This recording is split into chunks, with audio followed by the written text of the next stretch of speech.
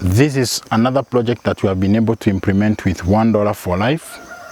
It is beehive project, whereby a number of people have been able to adopt hives which are donated to schools, communities, farms for the purpose of pollination and also for the extra income. As you can see the maize. They used to produce three bags of maize, but this year they have been able to produce 12 bags of maize. You see also there are other neighboring farmers that have coffee.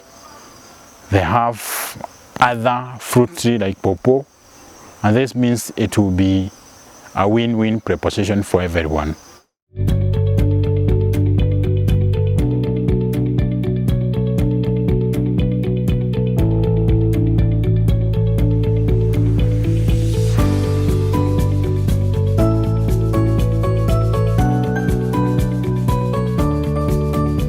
My name's Argentia Nyango.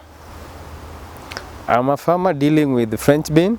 At the same time, I have bananas and I have a beehives. That beehive is called Kenya Toba hive, which for me to have honey, there must be nectar. And for nectar to be, the bees will use French bean for nectar. My coffee has done very well due to the